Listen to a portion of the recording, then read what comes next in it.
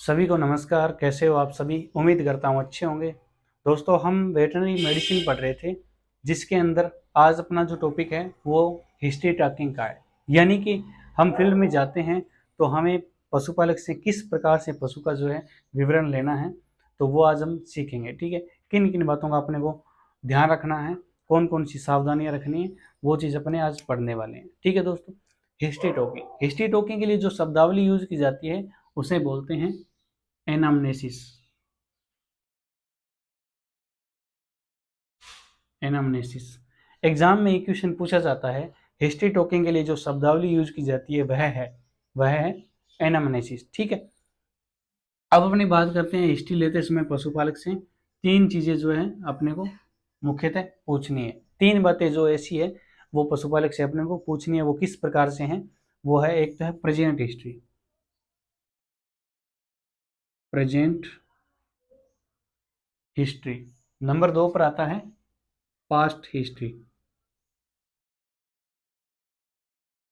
Number 3 पर एक उससे चीफ कंप्लेंट पूछनी भी, मुख्य इसको क्या दिक्कत है। ठीक है, तो ये चीज अपने को पशुपालक से पूछनी है। ठीक है, ये तीन चीजें पशुपालक से पूछनी है और इन तीन चीजों के द्वारा ही अपने को पशु की जो है रोग है उसका निदान करना है। ठीक है, लेकिन इससे पहले जो मुख्यतः अपने को सावधानियां क्या बरतनी है वो है, नंबर 1 पे आप लिखिए, स्थानीय भाषा का प्रयोग करना है। यानी कि आप जिस क्षेत्र में पशु देखने जा रहे हो उस क्षेत्र की स्थानीय भाषा का आपको प्रयोग करना है, ताकि पशुपालक आपसे बात करने में कोई झिझक ना रखे, आपको सारी जानकारी जो है पशु के बारे में आपको दे सके। ठीक है, जैसे कि मान लो आप मारवाड़ क्षेत्र में कोई पशु देखने जा रहे हो तो उस क्षेत्र की जो स्थानीय भाषा मारवाड़ी है वही आपको प्रयोग में लेनी है। ठीक है, नंबर दूसरा अपने को ध्यान में ये रखना है, विनम्रतापूर्वक व्यवहार रखना है। अपने व्यवहार के अंदर विनम्रता रखनी है, ताकि पशुपालक आपसे कोई बात ना छुपा सके पशु के बारे में। ठीक है, ताकि आपको पशु के जो रोग है उसका निदान करने में आसानी हो सके। ठीक है, अब बात करते हैं प्रेजेंट हिस्ट्री, पास्ट हिस्ट्री और इस चीफ कंप्लेंट की। ये चीजें क्या है और किस प्रकार से लेनी है। प्रेजेंट हिस्ट्री में अपने को पूछना है पशुपालक से भी अभी प्रेजेंट में इसको क्या दिक्कत है। जिस टाइम आप पशु देखने जा रहे हो उस टाइम पशु को क्या दिक्कत है, तो वो पशुपालक आपको कुछ भी बता सकता है जो उस पशु को दिक्कत हो सकती है। मान लो उस पशु को, एक तो साधारण सी बात है, वो बताएगा भी ये खाना नहीं खा रही है। ठीक है, यानी कोई पशु बीमार होता है तो खाना बंद कर देता है, सिंपल सी बात है। ठीक है, तो एक कंप्लेंट तो ये देगा ही देगा। उसके साथ में कुछ और भी बताएगा, जैसे मान लो पशु को क्या दिक्कत बता दी उसने, डायरिया बता दिया। ठीक है, वो पशुपालक बताता है भी फिलहाल इसको डायरिया है। ठीक है, यानी दस्त लगे हुए हैं अच्छे से। और अब बाद में अपने को क्या पूछना है, पास्ट हिस्ट्री। यानी कि ये जो पशु को डायरिया लगे हैं ये कब से लगे हैं, कब से हैं, 2 दिन से, 3 दिन से या 2 घंटे से, कब से हैं। ठीक है, तो वो अपने को पास्ट हिस्ट्री बताएगा भी इसको 2 दिन से हैं और 2 दिन से हैं। फिर अपने को क्या पूछना है पास्ट हिस्ट्री के अंदर, अपने को ये पूछना है भी इसको खाने में क्या दिया था। तो अपने को वो हो सकता है कुछ भी बताए, जैसे मान लो अपने को बताता है उसने दाना खिलाया था इसको। ठीक है, हो सकता है दाना जो है पशु ज्यादा मात्रा में खा लिया हो और उसकी वजह से इसको डायरिया हो गया हो। ठीक है, जैसे मान लो उसने अपने को यही बताया भी मैंने इसको दाना खिलाया था, उसके बाद में इसको है जो ये दिक्कत हो गई है। ठीक है, तो अपने यहाँ से अपने कोई भी बीमारी का है जो डायग्नोसिस कर सकते हैं। जैसे मान लो उसने बताया भी इसको दाना खिलाया गया, तो अपने यहाँ पे डायग्नोसिस कर सकते हैं इसको एसिडोसिस हो सकता है। ठीक है, मान लो उसने पास्ट हिस्ट्री में अपने को ये बताया भी उसने उसको दाल खिलाई है। ठीक है, अगर उसने दाल खिलाई है तो अपने को थोड़ा सा आइडिया हो जाता है भी पशु के दस्त लगे हैं अभी, तो फिलहाल इसको एल्केलोसिस हो सकता है। ठीक है, ये अपने आइडिया लगा सकते हैं यहाँ से।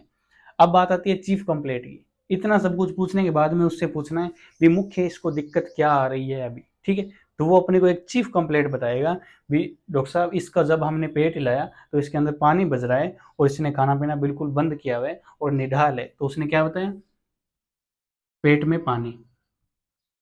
ठीक है, पेट में पानी बज रहा है तो अपने मोटा मोटा आइडिया लग जाता है भी इसको एसिडोसिस है या एल्केलोसिस है। ठीक है, वो अपने पास्ट हिस्ट्री के आधार पर अपने देख सकते हैं। ठीक है, ये चीजें अपने को पशुपालक से पूछ लेनी है।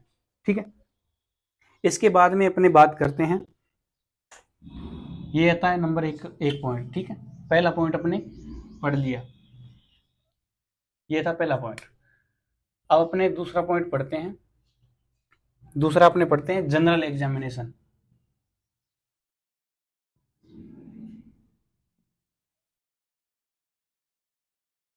ठीक है, पशुपालक से जितनी बात पूछनी थी वो पूछ ली। अब अपने जनरल एग्जामिनेशन, पशु का एग्जामिनेशन करेंगे। ठीक है, उसके अंदर पहले पॉइंट पे लिखिए आप इंस्पेक्शन। ठीक है, यानी कि पशु को देखेंगे अच्छे से, उसके बाद में अपने कोई भी बीमारी का जो है निदान करेंगे। ठीक है, पशुपालक से जो बात पूछनी थी वो पूछ ली। अब अपने क्या करेंगे, एग्जामिनेशन, और उसमें पहला पॉइंट क्या है, इंस्पेक्शन। ठीक है, इंस्पेक्शन में पहला पॉइंट आप लिखिए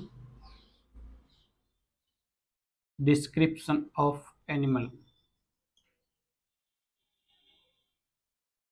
ये चीज अपने को नोट करनी है जो महत्वपूर्ण है। ठीक है, डिस्क्रिप्शन ऑफ एनिमल यानी कि पशु के बारे में पूरा ब्यौरा आपको लिखना है। क्या क्या लिखना है इसके अंदर, आप देखिए। नंबर 1 पे लिखना है स्पीसीज, यानी कि पशु की प्रजाति क्या है, गाय है, भैंस है, भेड़, बकरी, जो भी है अपने को स्पीसीज के अंतर्गत लिख लेना है। ठीक है, नंबर 2 पर आपको लिखना है ब्रीड। ठीक है, पशु की जो है ब्रीड क्या है, नस्ल क्या है, वो भी अपने को इसके अंदर लिखनी है। ठीक है, नंबर 3 पर अपने को लिखना है सेक्स। ठीक है, पशु मेल है, फीमेल है, तो वो चीज अपने को इसके अंतर्गत लिखनी है। ठीक है, चौथा जो पॉइंट आता है वो आता है एज, पशु की उम्र क्या है। ठीक है, ये 4 चीज लिखनी है। और पांचवा जो पॉइंट अपने को लिखना है इसके अंदर लिखना है कलर, यानी कि पशु का कलर क्या है। अब आप ये सोच रहे होंगे भी इन सब का बीमारी के डायग्नोसिस करने में क्या महत्वपूर्ण योगदान है। तो देखिए, योगदान हर चीज का होता है। इसमें स्पीसीज की अपने बात करते हैं तो कुछ बीमारियां जो होती है विशिष्ट स्पीसीज में ही होती है, वो किसी दूसरी स्पीसीज में नहीं आती है। ठीक है, जैसे आप एग्जाम्पल लिखिए पीपीआर बीमारी जो है, ये जो पीपीआर बीमारी है ये सिर्फ और सिर्फ गोट में पाई जाती है, ये किसी अदर पशु में या अदर स्पीसीज में नहीं होती है। ठीक है, तो ये अपने को इस प्रकार से पता चल गया अभी स्पीसीज जो है वो भी महत्वपूर्ण भूमिका निभाते हैं किसी भी बीमारी का जो है डायग्नोसिस करने में। ठीक है, तो ये चीज अपने को लिखनी है। अब बात करते हैं ब्रीड की, नस्ल की। नस्ल किस प्रकार से कोई बीमारी का जो है डायग्नोसिस करने में हेल्प करता है। इसमें आप एग्जाम्पल लिखिए, एक तरफ एचएफ गाय लिखिए, एक तरफ साहिवाल या कोई भी अपनी देसी गाय लिख लीजिए। ठीक है, अब मैं आपसे पूछूं कि एचएफ गाय और साहिवाल गाय में से मिल्क फीवर बीमारी जो है ज्यादातर किसको होगी। ठीक है, तो ज्यादातर जाहिर सी बात है जो पशु ज्यादा दूध दूध देता है उसके अंदर मिल्क फीवर ज्यादा पाया जाता है।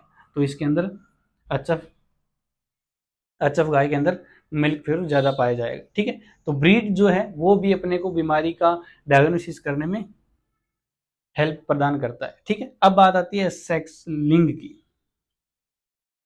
लिंग से किस प्रकार अपने जो है बीमारी का डायग्नोसिस कर सकते हैं। ठीक है, अब यहां पर भी आप देखिए भी जो मिल्क फीवर बीमारी है, मिल्क फीवर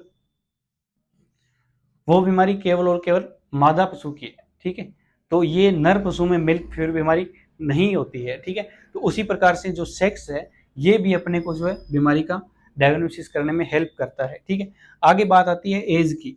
एज से अपने किस प्रकार से किसी भी बीमारी का जो डायग्नोसिस कर सकते हैं, तो वो आप देखिए कुछ बीमारियां जो होती है एज लिमिटेड होती है। ठीक है, वो जैसे आप बीमारी लिखिए काफ सिक्योर, काफ सिक्योर। ठीक है, तो ये जो बीमारी है ये बच्चों में ही होती है, छोटे पशुओं में होती है, बड़े पशुओं में नहीं होती है। ठीक है, उसी प्रकार से ओस्टियोमलेशिया है, ओस्टियोमलेशिया ये जो बीमारी है ये बड़े पशुओं में होती है, छोटे पशुओं में ये बीमारी नहीं होती है। ठीक है, उसी प्रकार से जो रिकेट्स बीमारी है ये छोटे पशुओं में होती है, ये बड़े पशु में नहीं होती है। तो इस प्रकार से जो एज है वो भी किसी बीमारी का डायग्नोसिस करने में अपने को हेल्प करता है। ठीक है, आगे बात आती है कलर की। कलर से अपने किस प्रकार से जो है किसी भी पशु का डायग्नोसिस कर सकते हैं। ठीक है, ये देखिए जैसे मान लो दो पशु है, एक वाइट कलर का है और एक है ब्लैक कलर का। ठीक है। इन दोनों में से अगर बात करें हीट स्ट्रोक ज्यादा किस में होगा, तो जाहिर सी बात है जो ब्लैक कलर का जो जानवर है उसमें हीट स्ट्रोक ज्यादा पाया जाएगा, क्योंकि जो ब्लैक कलर है वो प्रकाश को अब्जॉर्ब कर लेता है, ठीक है, और जो व्हाइट कलर का होता है वो प्रकाश को विस्थापित कर देता है, ठीक है। इस प्रकार से जो है अपने को जो कलर है वो भी बीमारी का डायग्नोसिस करने में हेल्प करता है, ठीक है। इंस्पेक्शन में पहला पॉइंट डिस्क्रिप्शन ऑफ एनिमल में ये चीजें अपने को ध्यान रखनी है, ठीक है। और अब अपने बात करते हैं डिस्क्रिप्शन ऑफ एनिमल, ये हो गया अपना इंस्पेक्शन में दूसरा पॉइंट। इंस्पेक्शन में एक पॉइंट हो गया अपना, इसमें देखिए दूसरा पॉइंट लिखिए जनरल इंस्पेक्शन। जनरल इंस्पेक्शन, उम्मीद करता हूं पिछली बातें आपको समझ में आई होगी, नहीं आई तो एक बार वीडियो दोबारा देख लेना। जनरल इंस्पेक्शन में अपने को क्या देखना है, नंबर 1 पे लिखिए गेट, यानी कि पशु की चाल ढाल कैसी है, यानी पशु सही चल रहा है, लंगड़ा के चल रहा है या नहीं भी चल रहा है, तो वो किस प्रकार से है वो चीज अपने को नोट करनी है पशु की, ठीक है। नंबर 2 पर अपनी बात करते हैं यूरिनेशन। पशु जो है मूत्र उत्सर्जित कर रहा है या नहीं कर रहा है, या सही कर रहा है नहीं कर रहा है, या लाल कलर का है कॉफी कलर का है, वो भी अपने को नोट करना है, ठीक है। नंबर 3 पर बात आती है डेफिकेशन की, यानी कि पशु जो है गोबर सही कर रहा है या नहीं कर रहा है, ठीक है। पहली बात ये पशुपालक अपने को बता ही देगा, लेकिन अपने खुद को भी इसका जो है एग्जामिनेशन करना है कि पशु ये कर रहा है नहीं कर रहा है, सही है नहीं है, वो चीज अपने को देखनी है, ठीक है। नंबर 4 पे बात आती है स्किन कलर। स्किन यानी कि स्किन रफ है या फेयर है, सही है नहीं है, या स्किन के ऊपर कोई दाग धब्बे तो नहीं है, तो ये चीज अपने को है जो जनरल इंस्पेक्शन के अंदर अपने को ये चीज नोट करनी है, ठीक है। उम्मीद करता हूं यहां तक आपको समझ में आया होगा। अब अपनी बात करते हैं तीसरा जो पॉइंट है उसकी तरफ अपने बढ़ते हैं। अभी हिस्ट्री टॉकिंग में अपना जो तीसरा पॉइंट आता है वो आता है क्लिनिकल एग्जामिनेशन।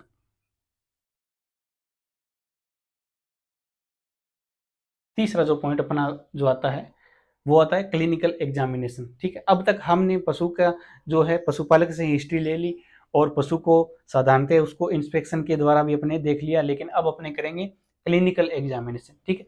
इसके अंदर अपने को सबसे पहले क्या देखना है, पशु का टेम्परेचर, ठीक है। पशु का टेम्परेचर देखना है, जिससे अपने को बहुत महत्वपूर्ण योगदान मिलेगा किसी भी बीमारी का जो है डायग्नोसिस करने में, ठीक है। इसके अंदर 3 कंडीशन अपने को मिल सकती है। नंबर 1 पे मिल सकती है अपने को नॉर्मल टेम्परेचर मिल सकता है एक तो, ठीक है, एक तो मिल सकता है अपने को नॉर्मल टेम्परेचर, और एक मिल सकता है अपने को टेम्परेचर डाउन,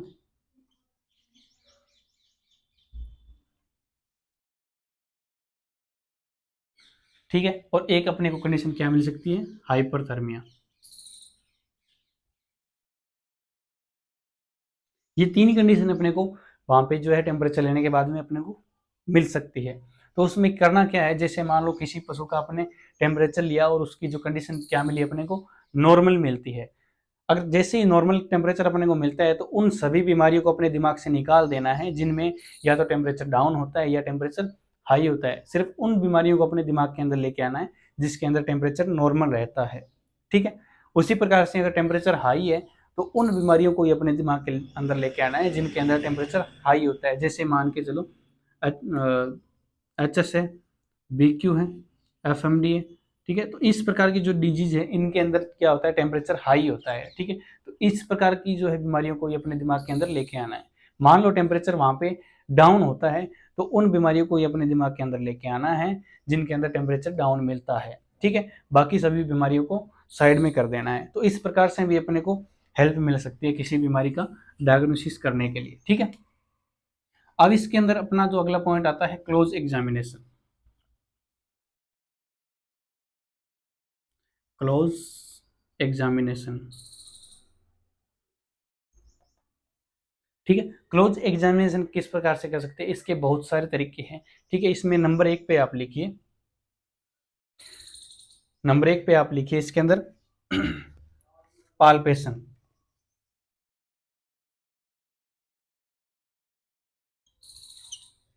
ठीक है, नंबर 1 पे आप लिखिए पाल्पेशन। ये किस प्रकार से होता है, आप लिखिए हाथ की अंगुलियों से, हाथ की अंगुलियों द्वारा, हाथ की अंगुलियों द्वारा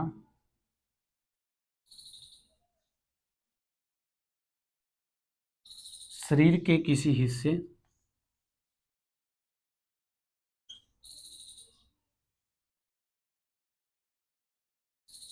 हिस्से को दबाकर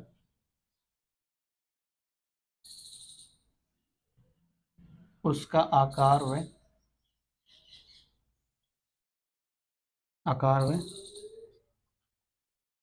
संगठन का पता लगाना।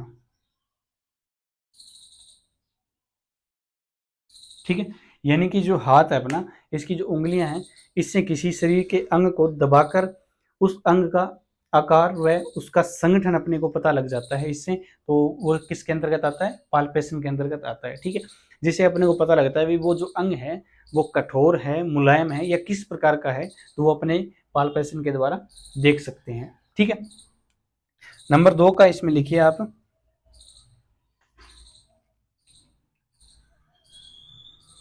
क्लोज एग्जामिनेशन के अंदर नंबर 2 का लिखिए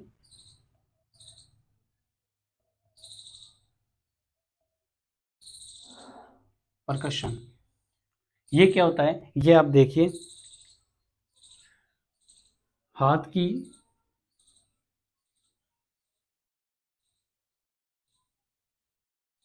अंगुलियों या किसी हथौड़े से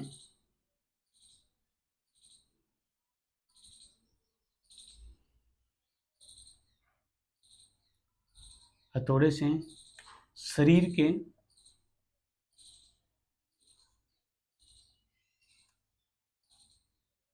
किसी हिस्से पर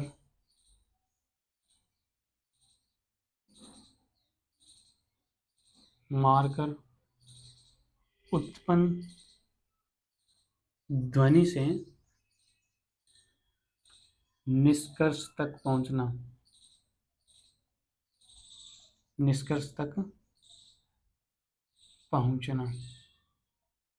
ठीक है, जैसे मान लो अपने हाथ की अंगुलियां या किसी भी वस्तु से शरीर के किसी हिस्से पर अगर उसको मारते हैं तो उससे उत्पन्न जो ध्वनि होती है उससे अपने किसी बीमारी का जो है डायग्नोसिस करना। जैसे किसी पशु को टिम्पनी हो गई है, ठीक है, तो उसके अंदर अपने इस प्रकार से अगर उसके पेट पे लगाएंगे, थपकी लगाएंगे, तो अपने को उस आवाज से पता चल जाएगा भी ठीक है पशु के शरीर के अंदर जो है हवा भरी है या नहीं है। ठीक है, तो उस प्रकार से जो है किसी निष्कर्ष तक पहुंचना, ठीक है, वो क्या कहलाता है, प्रकर्षण कहलाता है। अब आता है नंबर 3 का, 3 नंबर का आप लिखिए ब्लोटमेंट।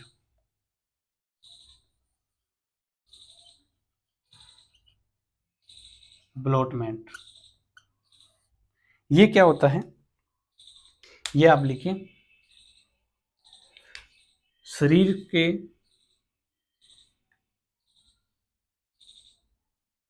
किसी हिस्से को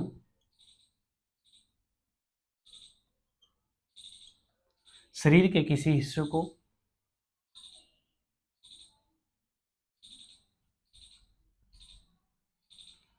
अंगुलियों की मुट्ठी बनाकर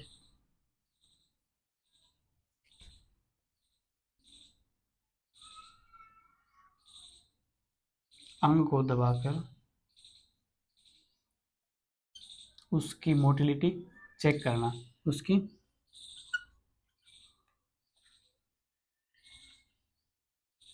मोटिलिटी का पता लगाना। ठीक है, जैसे अपने हाथ की उंगलियों को इस प्रकार से मुट्ठी बनाकर शरीर के किसी अंग को दबाकर रखना और उसकी मोटिलिटी का पता लगाना किसके अंतर्गत आता है, ब्लोटमेंट के अंतर्गत आता है। जैसे किसी जानवर का अपने को रुमन की मोटिलिटी देखनी है तो अपने लेफ्ट हाथ की इस प्रकार से मुट्ठी बंद करनी है और उसके पेट को दबा कर रखना है कम से कम 1 मिनट के लिए। ठीक है, अगर 1 मिनट के अंदर पशु का जो रुमन है आपको एक बार भी बाहर की तरफ नहीं धकेलता है तो अपने मान सकते हैं भी जो रुमन की मोटिलिटी है वो बिल्कुल जीरो है, ठीक है। और उस केस के अंदर पशु को जो है इन्फेक्शन हो सकता है, यानी कि पेट का बंद जाना, ठीक है, जिसे अपने बंद पड़ना भी बोलते हैं, ठीक है। अगला नंबर 4 का आप लिखिए,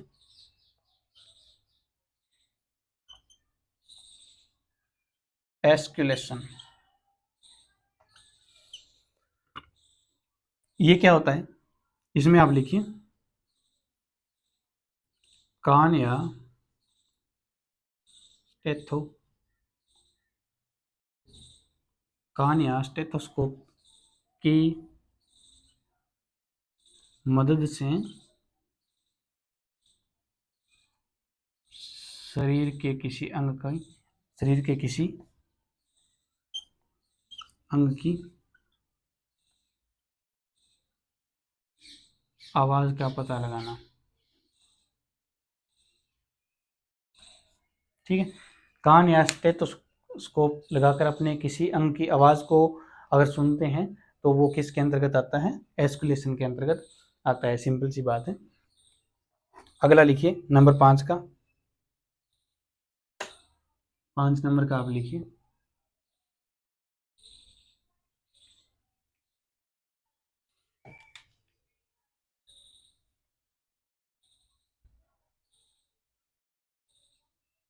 पारासेंटेसिस।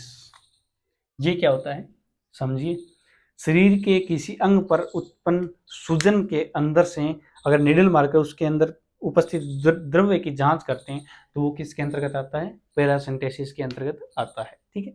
इसके अंदर आप लिखिए सूजन में निडल द्वारा सूजन में उपस्थित द्रव्य की सूजन में उपस्थित द्रव्य की निडल द्वारा निकालकर जांच करना,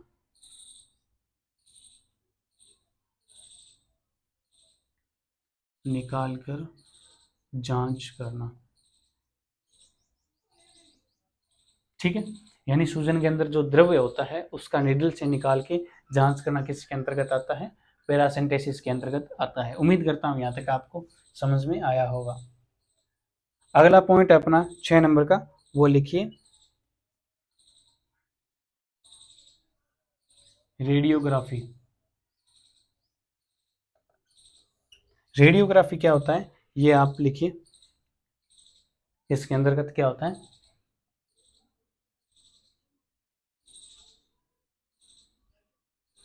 एक्स विकिरणों द्वारा शरीर के किसी अंग की जांच करना, किसी अंग की जांच करना, ठीक है। एग्जाम्पल में आप इसमें लिख सकते हैं फ्रैक्चर, ठीक है। यानी कि जो फ्रैक्चर होता है उसका अपने को डायरेक्ट अपने को आंखों से नहीं दिखता, तो उसका किस प्रकार से पता लगाया जाता है, एक्स विकिरणों द्वारा उस अंग की जांच की जाती है, उससे अपने को पता लगता है फ्रैक्चर है, कितना है, थोड़ा है, ज़्यादा है, तो वो इसके अंदर अपने को पता लगता है, ठीक है। तो उसे बोलते हैं रेडियोग्राफी, ठीक है। अगला जो है अपना 7 नंबर का पॉइंट इसमें लिखिए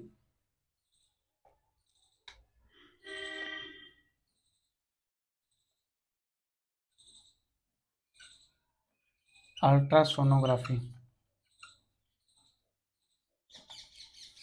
ये अल्ट्रासोनोग्राफी, ठीक है, इसके अंदर लिखिए शरीर के अंदर उपस्थित जितने भी खोखले अंग हैं उन खोखले अंगों की जांच करना किसके अंतर्गत आता है, अल्ट्रासोनोग्राफी के अंतर्गत आता है, ठीक है।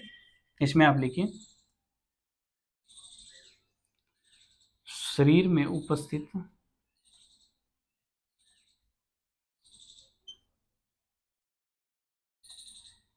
खोखले अंगों की जांच करना, ठीक है। इस प्रकार से भी किसी बीमारी का डायग्नोसिस किया जा सकता है अगर अपने को दिक्कत लगती है। ठीक है,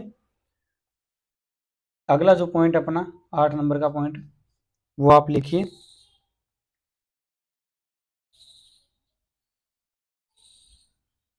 सक्सेशन।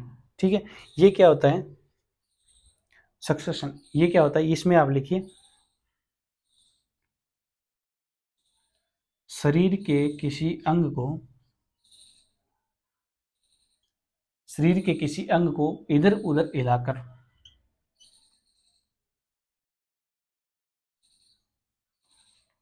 इधर उधर हिलाकर निष्कर्ष तक पहुंचना।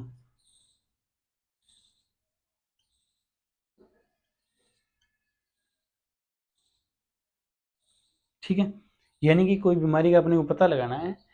ठीक है, तो उस पर्टिकुलर अंग को इधर उधर हिलाएंगे तो अपने कुछ ना कुछ पता लग जाएगा भी हाँ ये बीमारी हो सकती है या नहीं हो सकती। जैसे मान लो मिनी फ्रैक्चर है थोड़ा सा, तो उसका अपने को डायरेक्ट पता नहीं लगता है। ठीक है, और अगर उस अंग को अपने इधर उधर हिलाएंगे तो अपने को कुछ ना कुछ आइडिया लग जाएगा भी हाँ यहाँ पे फ्रैक्चर हो सकता है या नहीं हो सकता है। ठीक है, तो आज की क्लास में इतना ही, मिलते हैं अगली क्लास में। उम्मीद करता हूँ यहाँ तक आपको समझ में आया होगा, नहीं आया तो आप कमेंट करके बता सकते हैं, आपको दोबारा समझा दिया जाएगा। बाकी आप वीडियो को दोबारा देख लेना, समझ में आ जाएगा। ठीक है, मिलते हैं अगली क्लास में, तब तक के लिए जय हिंद, वंदे मातरम।